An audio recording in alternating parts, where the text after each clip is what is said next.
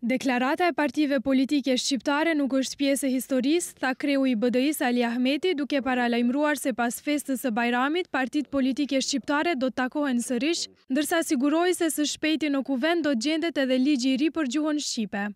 Çështja e gjuhës është pjesë e marrëveshjes për koalicionim, dhe është çështje e kohës se kur do jetë në procedurë parlamentare për votim.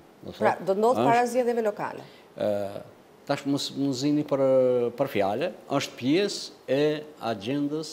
Në intervistën për emisionin e sonte Rruga Drejt, Ahmeti foli edhe për ndarjen e rësoreve me partnerin e koalicionit. Ai tha se çështja e prokurorit publik mbetet e hapur, por se nuk është koha që Drejtoria për Siguri dhe Kundër Zbulim të drejtohet nga shqiptar. Ahmeti pranoi se ky mandat qeveritar është i vështirë për shkak të numrave, por tha se do ja del fal ndihmës së madhe nga komuniteti ndërkombëtar.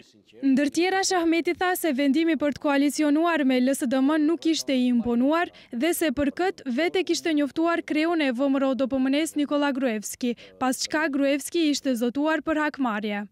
Ju, si BDI, si ma keni bërë në 2006-2007, po me atë monedhë do u akthej, do thot që djetë, do thot reagimet se si kanë qenë të BDI-s në periudhën 2006-2007, ku pa drejtësisht mbeti jashtë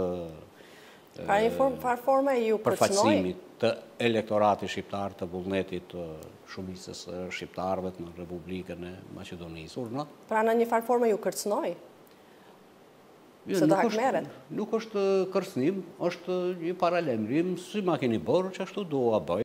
Ahmeti hodhi poshtë mundësit për ndonjë marrëveshje të fshehtë politike me PSP-n, duke ju kundërpërgjigjur akuzave se PSP-ja ka qasje selektive ndaj funksionarëve të BDI-s. Madje Ahmeti tha se nuk do të amnistoj e as mbroj funksionarët e partisë së tij në rast se të njëjtët e kanë keqpërdorur besimin e dhënë. Njëherësh ai hodhi poshtë akuzat për koalicionim sekret me kreun e PD-s Mendu Thaçi, me arsyetimin se temë diskutime e takimit të fundit ishte marrëveshja e Përgjinos.